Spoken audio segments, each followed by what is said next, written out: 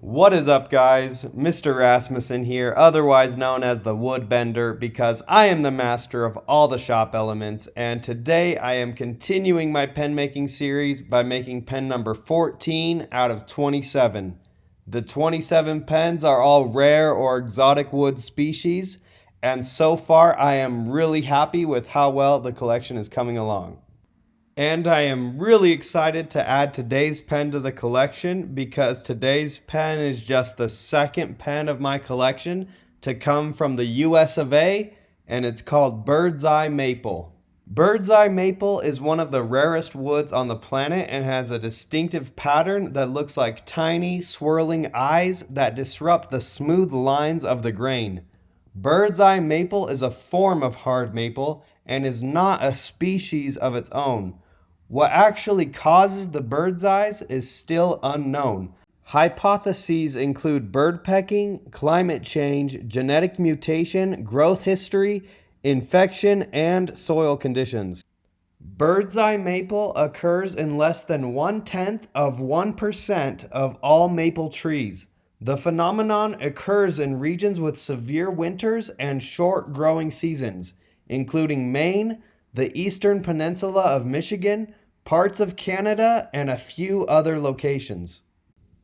So just like my other videos, I will be ranking this wood off of 3 categories and giving it an R score. The R score is the rank I give it for where it falls as my favorite pen within my collection, and the 3 categories are price, workability, and aesthetics. Starting out with price, Birdseye Maple is quite expensive and is usually priced many times higher than ordinary maple hardwood. In most cases, it will be between 2.5 and up to 20 times more expensive than regular maple. Popular and common uses of the wood are in automobile trim, jewelry boxes, bowls, veneer, canes, furniture inlays, handles, guitars, bowed instruments, and rifle stocks. A board foot of Birdseye Maple will usually be between $18 and $25. For price, I give Birdseye Maple a 5 out of 10. Moving on to workability, maple in general is very hard.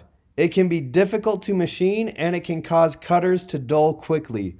Once I got this piece on the lathe, it became much easier to deal with, but for overall workability, I give Birdseye Maple a 3 out of 10. Wrapping it up with aesthetics, I have to give credit where credit is due. And this pen turned out really nice. The color of the pen is really close to a white cream color, and it will be the lightest colored pen in my collection so far. I'm really happy to add a lighter color now after doing so many dark colors in a row. The grain pattern is interesting, and the bird's eyes that show up in this pen just give it a chef's kiss kind of look. For aesthetics, I give Birdseye Maple a 7.5 out of 10. And now for the R score. Birdseye Maple is the 15th pen that I've done now, and it will be given the number 9 ranking before Black Walnut and after number 8 Sapele. So with that, this episode is complete. Thanks for sticking around till the end of the video. Here's all the pen blanks that I still need to turn, so like and follow along and let me know which one you think I should do next.